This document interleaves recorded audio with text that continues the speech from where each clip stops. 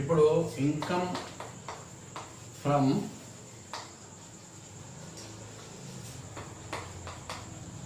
House property,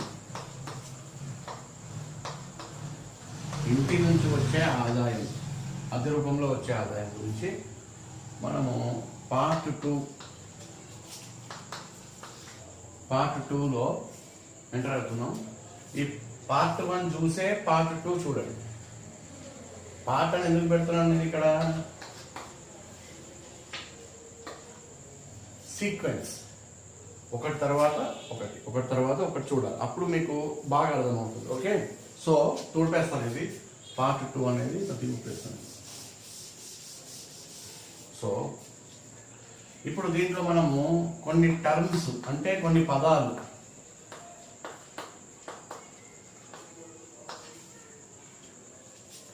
మరియు వాటి definitions అంటే నిర్వచనాలు.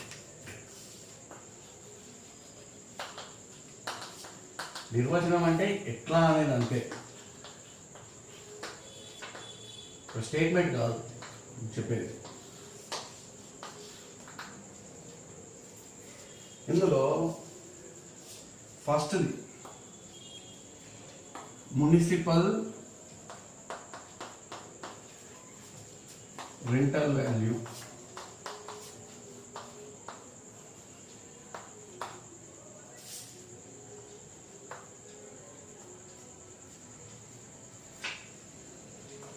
యాక్చువల్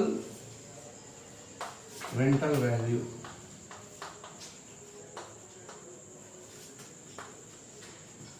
మూడవది fair rental value.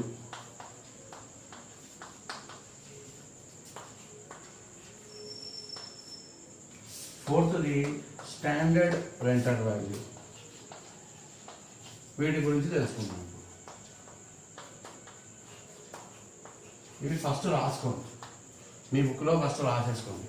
Municipal rental value, actual rental value, fair rental value, standard rental value అనే వాటి గురించి మనము చర్చిద్దాం. ఫస్ట్ మనము లెక్క చేసేటప్పుడు స్టెప్స్ ఏ విధంగా ఫాలో అవ్వాలి అనేది అది నెక్స్ట్ స్టేజ్ మనది. ఇంకా ఆ స్టేజ్ మనం రాలేదు. ఆ స్టేజ్ కంటే ముందర ఫస్ట్ ఇవన్నిటి గురించి తెలుసుకొని దీని తర్వాత మనం తెలుసుకోవాల్సింది ఐదవది annual value. Section 23(1) of income tax ప్రకారము, ఇన్కమ్ ట్యాక్స్ యాక్ట్ ప్రకారము యాన్యువల్ వాల్యూ అంటే ఏంటి అనేది మనము డిటర్మైన్ చేయాలి. ఫస్ట్ ఇది తెలుసుకోవాలి అంటే వీటి గురించి అవగాహన రావాలి. వీటిని ఫస్ట్ ఇచ్చిన లెక్కలో వీటిని ఏ విధంగా ఫిల్టర్ అవుట్ చేసి మనం దీన్ని కనుక్కోవాలో ఆ స్టెప్స్లో లెక్కలు చేసేటప్పుడు ఆ నెక్స్ట్ స్టెప్స్లో వస్తాయి. కాకపోతే ఫస్ట్ వీటి మీనింగ్స్, ఆ తర్వాత దీని యొక్క ఇంపార్టెన్స్ గురించి, ప్రాముఖ్యత గురించి మనము తెలుసుకుందాం. ఇందులో మొట్టమొదటిగా 5 చెప్పాను: municipal rental value, actual rental value, fair rental value, standard rental value and annual value according to section 23(1) బ్రాకెట్లో 1 అనమాట, 23(1) ఆఫ్ ఇన్కమ్ ట్యాక్స్ యాక్ట్. వీటి గురించి మనం తెలుసుకుందాం.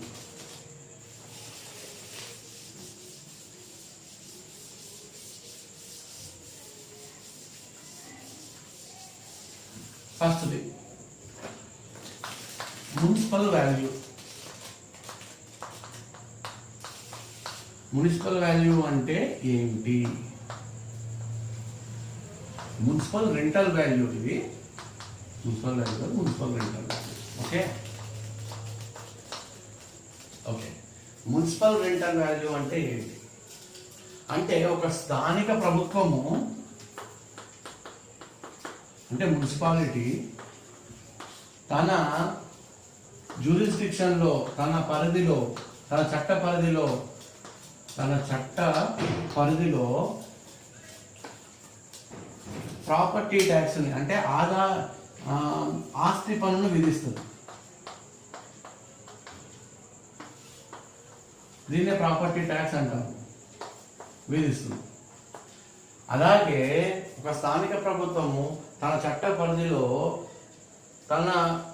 పరిధిలో ఉన్నటువంటి ఇండ్లు ఉంటాయి కదా, ఆ ఇండ్లకి ఒక మున్సిపల్ రెంటల్ వాల్యూని కూడా నిర్ణయిస్తుంది.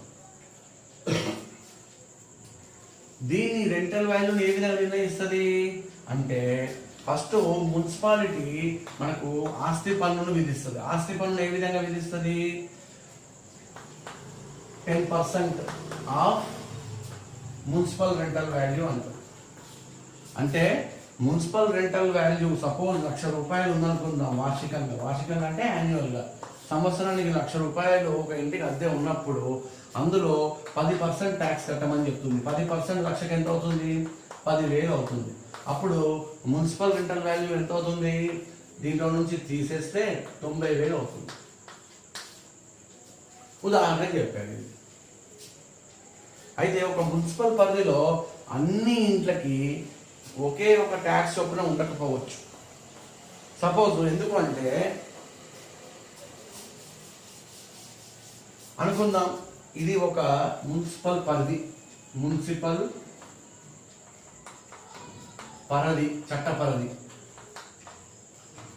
చట్ట పరిధిలో ఈ ఏరియా ఉంది.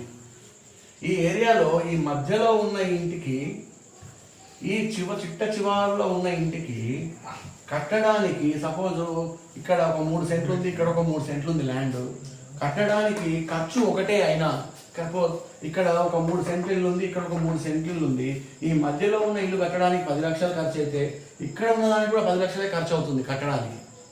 కట్టడానికి తేడా రాదు. రెండిటికి ఒకటైనా మున్సిపల్ రెంటల్ వాల్యూ మాత్రం రెండిటికి ఒకటి రకంగా ఉండదు. ఎందుకు అంటే ఇది మధ్యలో ఉంది, దీనికి సెంటర్లో ఉంది కాబట్టి దీనికి విలువ ఎక్కువ ఉంటుంది. ఇక్కడ విలువ ఉండడం వల్ల ఈ హౌసింగ్కి, ఇక్కడ ఉన్న హౌస్కి డిమాండ్ ఎక్కువ ఉంటుంది. ఈ చిట్ట చివరిలో ఉన్న దానికి డిమాండ్ తగ్గవచ్చు.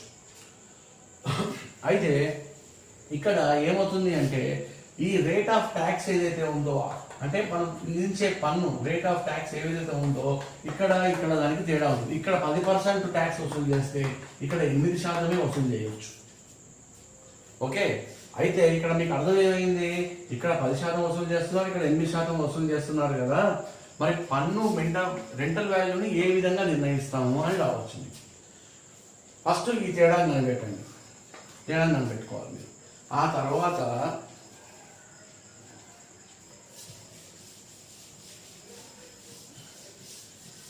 మీరు ఫస్ట్ చేసుకోవాల్సింది స్థూల అద్దె విలువ. అంటే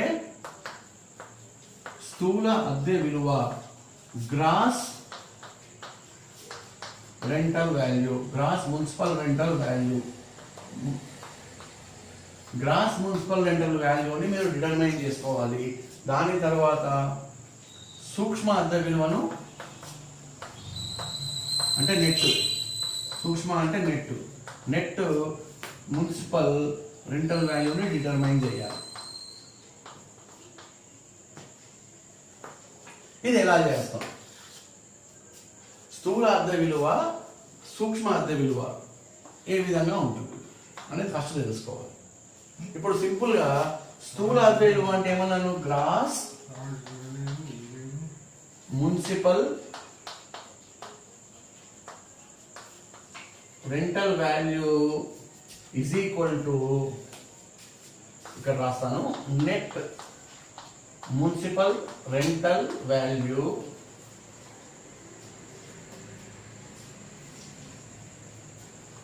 ప్లస్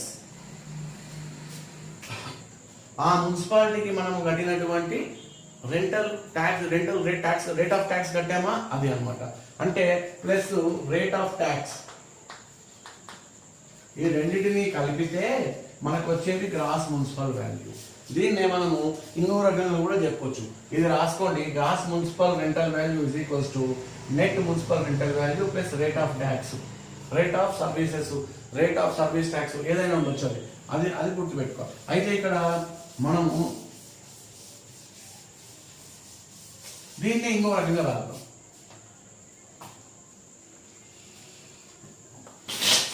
గ్రాస్ అంటే స్థూల మున్సిపల్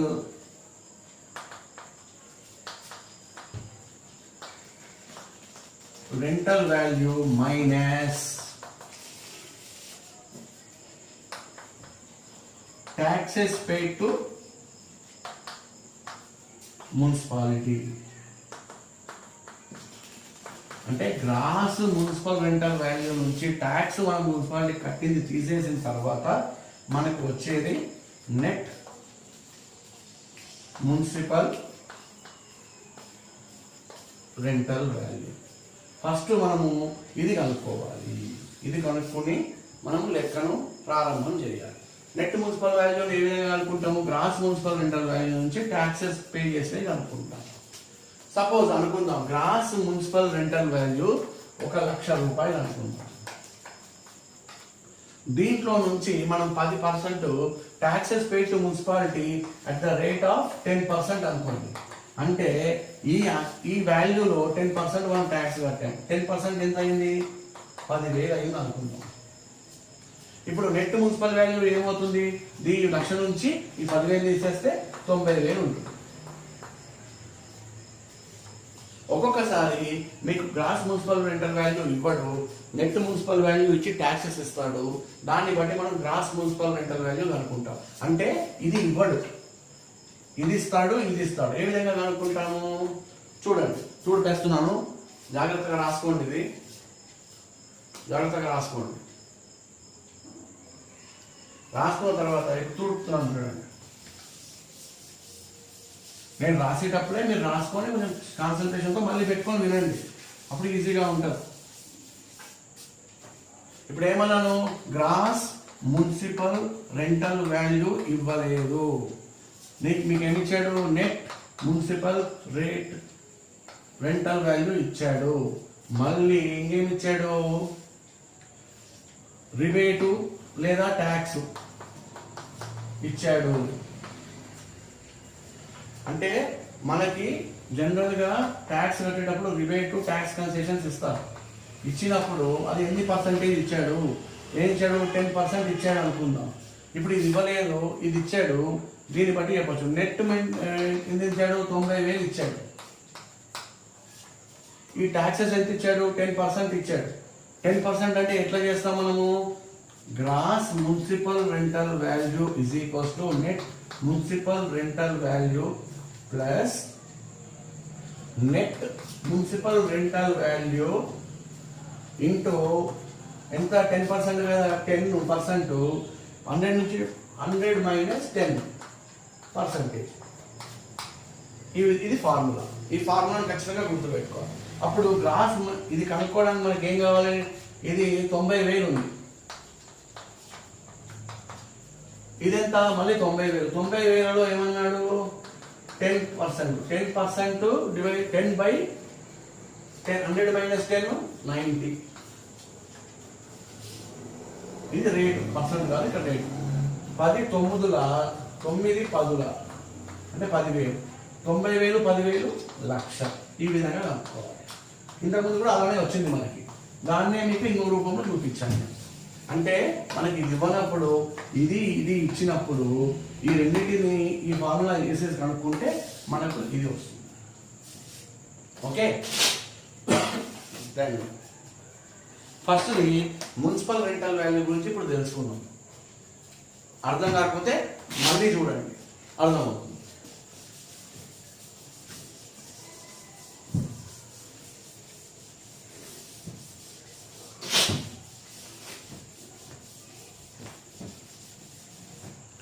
రెండవది చూడండి. యాక్చువల్ అంటే నిజమైన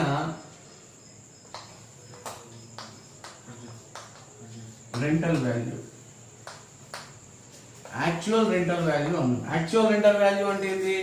చట్టం చెప్పింది ఈ ఏరియాలో ఈ ఇంటికి ఇంత ఉండాలి అని చెప్పింది స్థానిక ప్రభుత్వం. అది gross municipal tax rental value.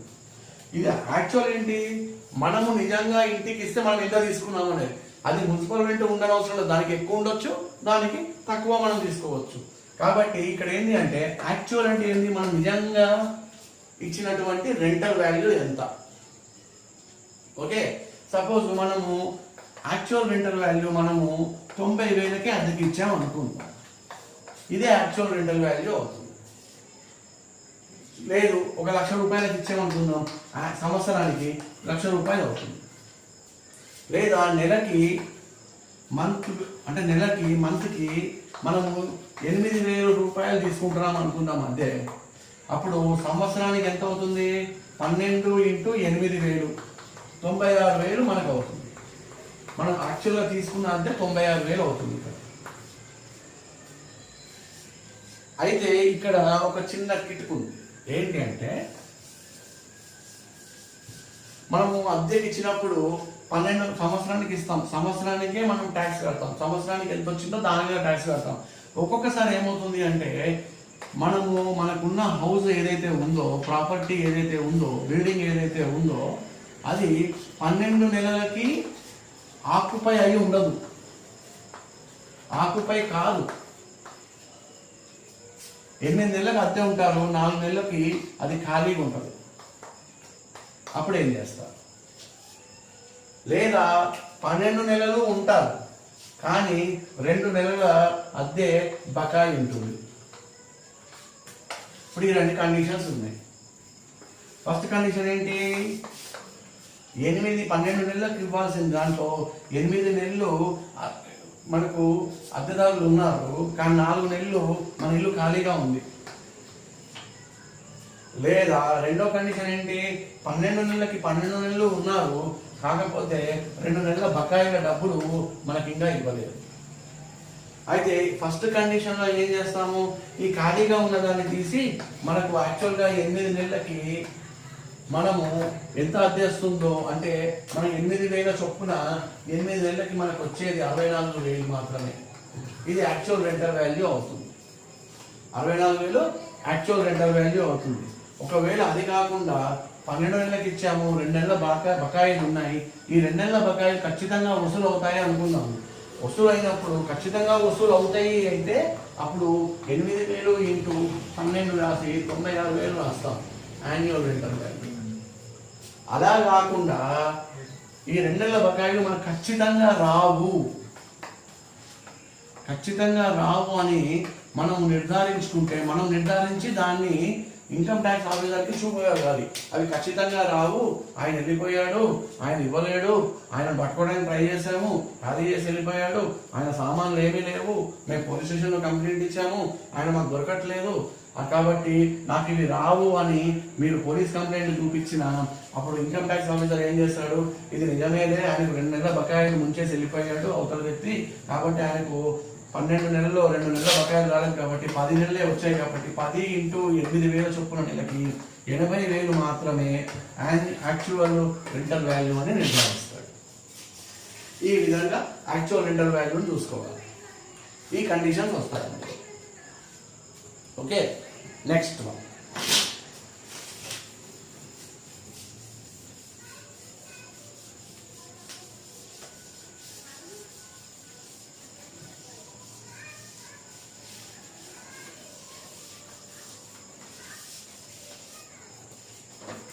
మూడవది fair rental value.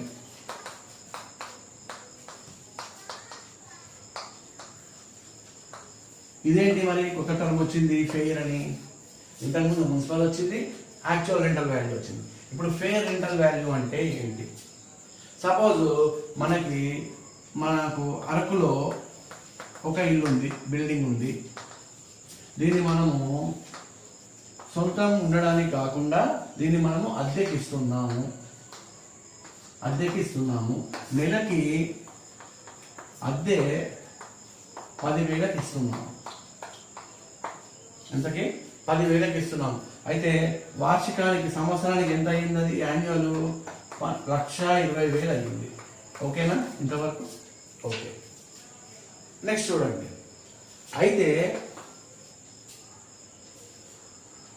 Income tax officer వచ్చాడు. వచ్చిన తర్వాత మీ బిల్డింగ్ 10,000కే ఇస్తున్నారు, అరకు చాలా డిమాండ్ ఉన్న ఏరియా, టూరిస్టులు పర్యాటకులు చెందిన ఏరియా, మీకు ఏదైతే మీ బిల్డింగ్ ఉన్న వీధిలో లేదా ఆ స్ట్రీట్లో మామూలుగా వేరే వాళ్ళు మీ అంత ఇల్లున్న వాళ్ళే, సపోజ్ ఇక్కడ 3 సెంట్లలో ఉంది, అదే వీధిలో ఇంకొక 3 సెంట్లలో ఉన్న ఇంటికి 15,000 రెంట్ ఇస్తున్నారు. మీరు తప్పు చూపిస్తున్నారు, మా 10,000 యాక్చువల్గా మీకు 15,000 దాకా వస్తుంది, కాబట్టి మేము దీన్ని పరిగణించము, దీన్నే పరిగణిస్తాము అంటాడు. అర్థమైందా? అయితే ఇక్కడ ఫేర్ రెంటల్ వాల్యూ అనేది అలా డిటర్మైన్ చేస్తారు. అంటే మన బిల్డింగ్కి పక్క బిల్డింగు, ఆ పక్క బిల్డింగు, ఆ పక్క బిల్డింగు, ఆ వీధిలో ఉన్నటువంటి ఏ బిల్డింగ్ అయినా కూడా మన దానికంటే ఎక్కువగా ఇస్తే దాన్ని పరిగణిస్తాడు, అలాగే మనకంటే తక్కువగా ఇచ్చిన దాన్ని పరిగణిస్తాడు. కాబట్టి మనము ఈ వ్యత్యాసాన్ని ఇందులో గ్రహించాలి. జనరల్గా మనం తక్కువకి ఎందుకు ఇస్తాము? మన రిలేటివ్కో, మన ఫ్రెండ్కో, మన ఎవరికో మనకు తెలిసిన సార్కో, ఎవరో మన వాళ్ళు కదా అనే ఉద్దేశంతో 5 కంటే తక్కువకి ఇస్తాము. కానీ అద్దెకట్టే విషయంలో అలా చెల్లదు. ఫేర్ రెంటల్ వాల్యూని ఈ విధంగా అనుకుంటాం. Okay, next fair rental value అంటే అర్థం. 4th వన్ చూద్దాం.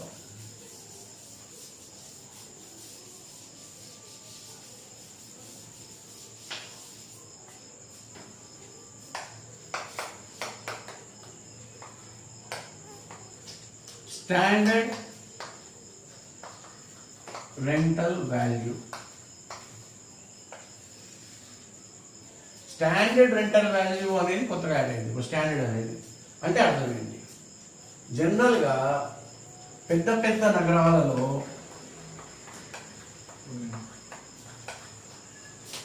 అంటే మెట్రోపాలిటన్ సిటీస్, మెట్రోపాలిటన్ ఏరియాస్లో ఏమొస్తాయి? 20 లక్షల జనాభా, 50 లక్షల జనాభా కంటే ఎక్కువ ఉంటే మెట్రోపాలిటన్ సిటీస్ అవుతాయి. అప్పుడు ఇండియాలో ఏమున్నాయి? ఇక్కడ ఢిల్లీ, కలకట్టా, బాంబే అంటే ముంబై, ప్రస్తుతం ముంబై, ఆ తర్వాత చెన్నై, ఇట్లాంటి ప్లేసెస్లలో ఇవన్నీ కూడా మహానగరాలు. హైదరాబాద్ కూడా మహానగరం. ఇప్పుడు ఈ మహానగరాలలో మనకి జనరల్గా రెంట్ కంట్రోల్ యాక్ట్ ఉంటుంది. ఏముంటుంది? Rent control act. అంటే అడ్డగోలుగా రెంట్ వసూలు చేయకుండా అందరూ నివాసయోగ్యంగా ఉండడానికి రెంట్ కంట్రోల్ యాక్ట్ అనేది ఒకటి ఉంటుంది. ఎక్కడైతే ఈ చట్టం ఉందో అక్కడ మనకి ఇది వస్తుంది, స్టాండర్డ్ రెంటల్ వాల్యూ అనేది వస్తుంది. అన్ని చోట్ల రాదు. సపోజ్ మన అరకులో స్టాండర్డ్ రెంట్ రాదు, పాడేరులో రాదు, కానీ ఇలాంటి మహానగరాల్లో ఇలాంటి రెంట్ కంట్రోల్ యాక్ట్ ఉంటుంది. ఇలా రెంట్ కంట్రోల్ యాక్ట్ ఉన్నప్పుడు అక్కడ మీ ఇష్టం వచ్చి మీరు ఎంతకైనా రెంట్కి ఇచ్చుకోండి. స్టాండర్డ్ రెంటల్ వాల్యూ మాత్రము గవర్నమెంట్ రెంట్ కంట్రోల్ యాక్ట్ ద్వారా నిర్ధారిస్తుంది. ఈ రెంట్ కంట్రోల్ యాక్ట్ ఉన్నప్పుడు మనము మన టెనెంట్ని ఇష్టం ఉన్నప్పుడు ఖాళీ చేయమని చెప్పడానికి లేదు. ఎవరి పర్మిషన్ తోటి మనం నోటీస్ ఇవ్వాలి, మన రెంట్కు ఉన్న వాడికి ఇష్టం ఉన్నప్పుడు ఖాళీ చేయి అని చెప్పడానికి లేదు.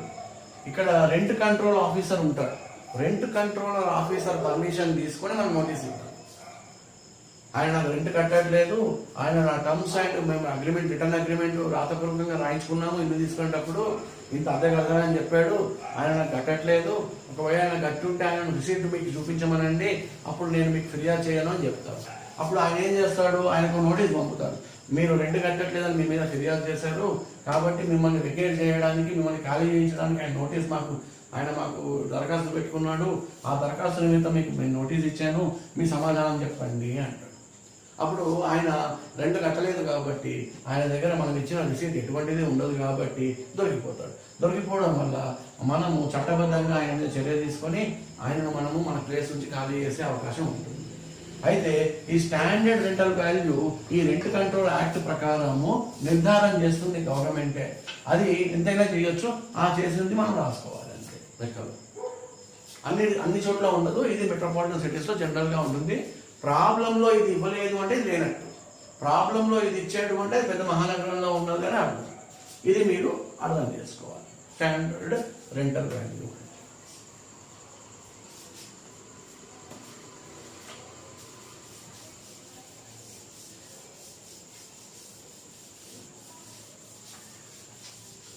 ఇప్పుడు నెక్స్ట్ది స్టెప్ ఏంటంటే అన్నిటికంటే ఇంపార్టెంట్ స్టెప్స్ ఫర్ క్యాల్క్యులేటింగ్ అంటే లెక్క కట్టడానికి అక్కడ యాన్యువల్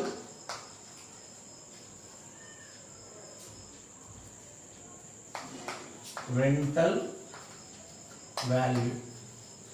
యాన్యువల్ రెంటల్ వాల్యూని 5వ చెప్పాను, మీకు గుర్తుందో లేదో 5వ పాయింట్. అది ఏంటి అంటే income tax section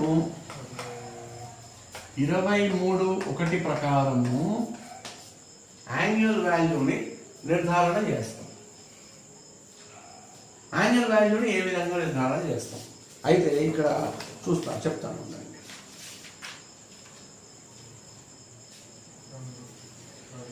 first annual వాల్యూని ఏ విధంగా నిర్ధారణ చేస్తామనే దానికంటే ముందర మీరు గమనించండి ఒకటి. ఇన్కమ్ ట్యాక్స్ యాక్ట్లో మనము ట్యాక్స్ని ఏ హెడ్స్ ద్వారా చేస్తున్నాము? ఇన్కమ్ ఫ్రమ్ సాలరీ,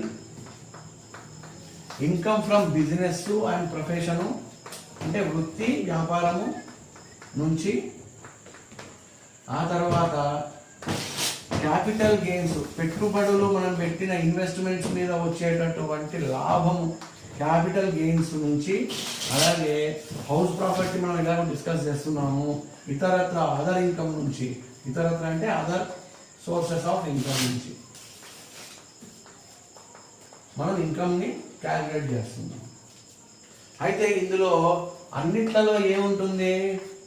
దీనికి తేడా ఏంటి?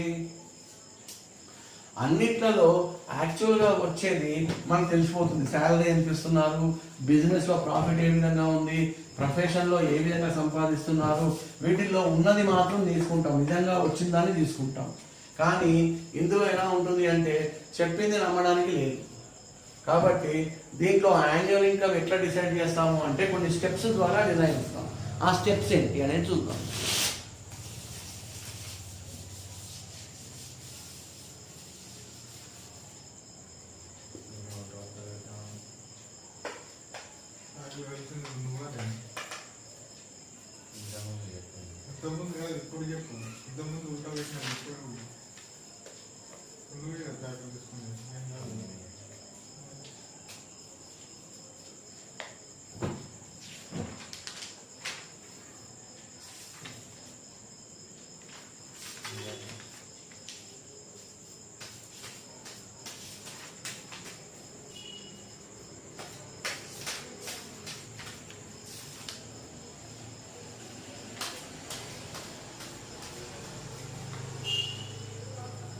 ఈ యాన్యువల్ రెంటల్ వాల్యూ అనుకునేటప్పుడు ఫస్ట్ మనం చేయవలసిన ఫస్ట్ స్టెప్ ఏంటి అంటే స్టెప్ 1 ఎక్స్పెక్టెడ్ రెంటల్ వాల్యూని కనుక్కోవాలి. దీన్ని ఏ విధంగా కనుక్కుంటాం అంటే ఎక్స్పెక్టెడ్ అంటే ఊహించినది. ఏ విధంగా ఉంటుంది? Expected rental value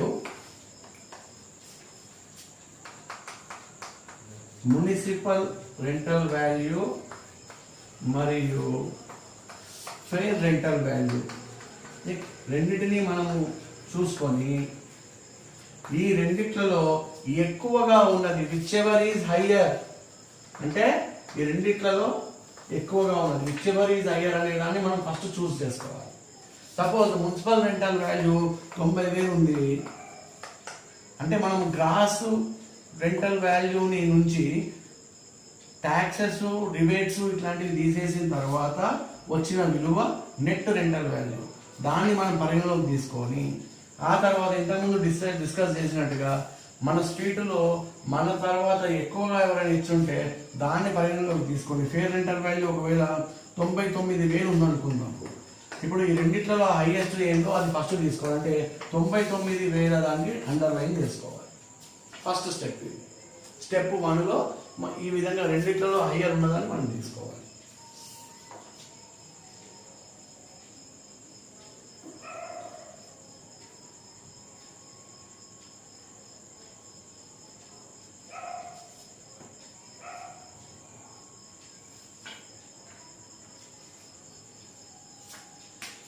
okay, now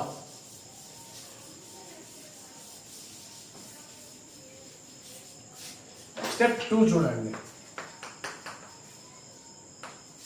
limiting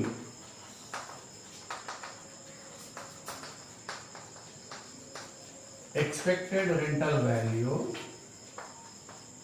దీన్ని ఏమంటాము ఆర్ అడ్జస్టెడ్, దీన్నే అడ్జస్టెడ్ ఎక్స్పెక్టెడ్ రెంటల్ వాల్యూ అంటాం. స్టెప్ 2లో మనం దీన్ని కనుక్కోవాలి. ఇది ఎప్పుడు కనుక్కుంటాము అంటే చాలా ఇంపార్టెంట్. ఎప్పుడు కనుక్కుంటామంటే దీన్ని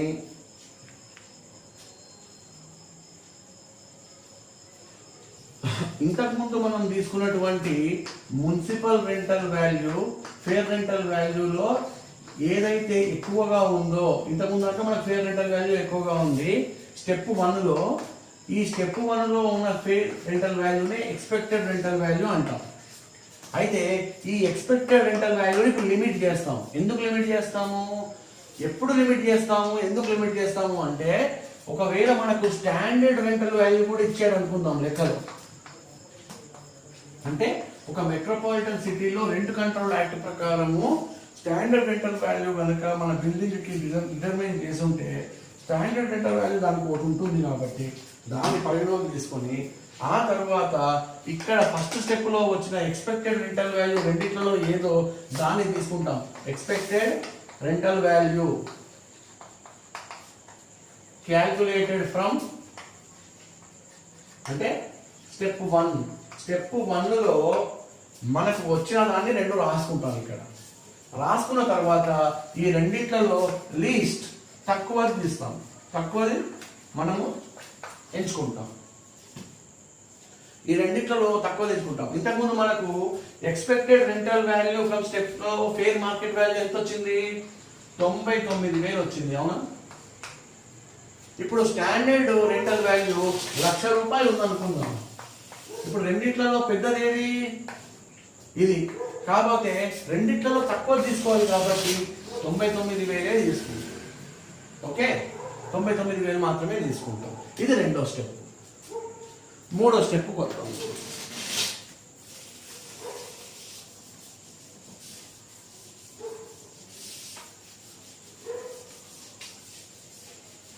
స్టెప్ 3.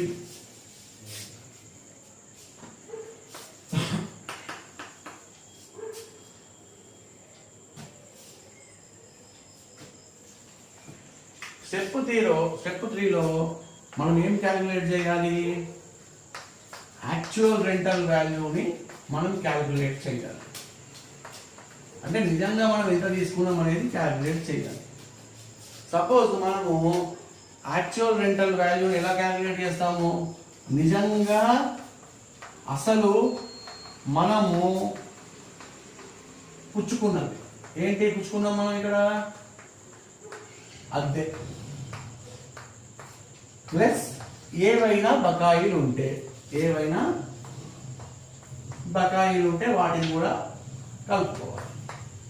నిజంగా అసలు మనము పుచ్చుకున్న అద్దె ప్లస్ ఏవైనా బకాయిలు ఉంటే వాటిని రెండింటిని కూడేసి యాక్చువల్ రెంటల్ వాల్యూ తీసుకోవాలి.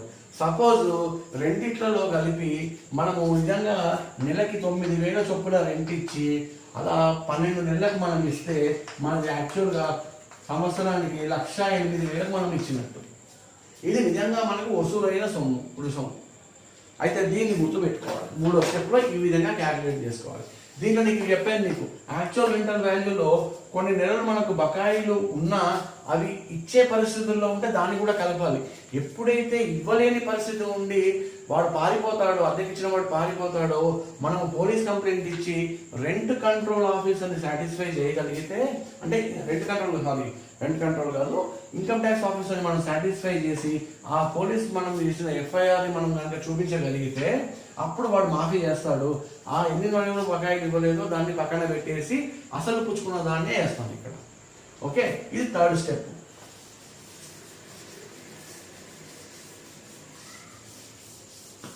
Step 4. Then now step 4. Step 4లో ఏం చేస్తాము, మనకి ఇంతవరకు వచ్చినటువంటి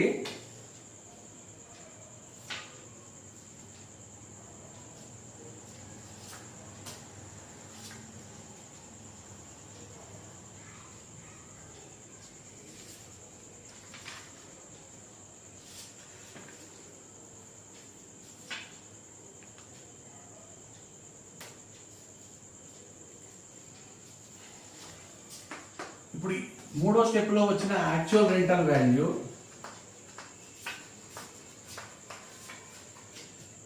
పైన 3 స్టెప్పుల్లో వచ్చినటువంటి ఎక్స్పెక్టెడ్ ఆర్ అడ్జస్టెడ్ రెంటల్ వాల్యూని రెండింటిని రాసుకుంటాం. రాసుకొని ఈ రెండిట్లలో ఎక్కువగా ఉన్నది రాసుకుంటాం. ఇప్పుడు మనకు యాక్చువల్ రెంటల్ వాల్యూ ఎంత వచ్చింది? 9,000 చొప్పున ఇచ్చాము, 1,08,000 వచ్చింది. ఇది ఎక్స్పెక్టెడ్ అడ్జస్టెడ్ రెంటల్ వాల్యూ ఎంత వచ్చింది? స్టాండర్డ్ దాంట్లో ఎక్స్పెక్టెడ్ రెంటల్ వాల్యూ 99, 1,00,000 ఉంది. స్టాండర్డ్ 1,00,000 ఉంది. ఇక్కడ మనకు వచ్చింది ఏంటి? అక్కడ 99,000 వచ్చింది expected rental value, adjusted expected rental value. కాబట్టి అడ్జస్టెడ్ ఎక్స్పెక్టెడ్ రెంటల్ వాల్యూ ఏమైంది? 99,000 అయ్యింది. కాబట్టి ఈ రెండిట్లలో ఎక్కువ ఉన్నది తీసుకోవాలి, కాబట్టి ఇది తీసుకుంటాం. ఇది స్టెప్ 4. ఈ విధంగా మనం క్యాలిక్యులేట్ చేస్తాం. మనం ఇంకా లెక్క చేయట్లేదు. ఇవి తెలుసుకునే ముందు మనం ఇంకా కొన్ని తెలుసుకోవాలి. ఏమేమి తెలుసుకోవాలి? ఫస్ట్ ఈ స్టెప్ 4లో suppose gross municipal value, net municipal value అనేది ఫస్ట్ స్టెప్. సెకండ్ స్టెప్లో ఏంటి? యాక్చువల్ రెంటల్ వాల్యూ ఎంత. మూడోది ఏంటి? ఫేర్ రెంటల్ వాల్యూ ఎంత. ఫోర్త్ ఏంటి? అడ్జస్టెడ్ రెంటల్ వాల్యూ ఎంత. ఇవన్నీ తెలుసుకున్న తర్వాత వాటిని ఏ విధంగా మనము ఫిల్టర్ చేసి ఆఖరికి ఈ ఫిగర్కి వచ్చాము. ఇది క్యాలిక్యులేట్ చేసిన తర్వాత మనం నెక్స్ట్ స్టెప్కి వెళ్తాం. ఓకే,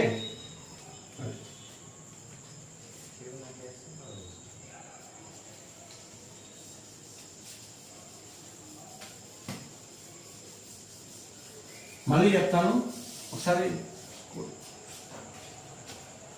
ఫాస్ట్గా చెప్తాను చూడండి. First step gross rental value.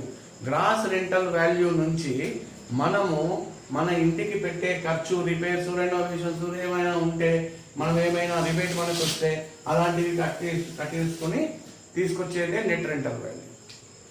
Net rental value తర్వాత మనం తీసుకొచ్చేది ఏంటి? మనం యాక్చువల్గా మనం ఇంటికి ఎంత కట్టే ఇచ్చాం అది తెలుసుకున్నాం. ఆ తర్వాత ఏం చేసాం? ఫేర్ మార్కెట్ వాల్యూని తెలుసుకున్నాం. ఫేర్ రెంటల్ మార్కెట్ వాల్యూని గ్రాస్ మున్సిపల్ రెంటల్ వాల్యూని కంపేర్ చేసి రెండిట్లలో హయ్యర్గా ఉన్నది మనం తీసుకున్నాం.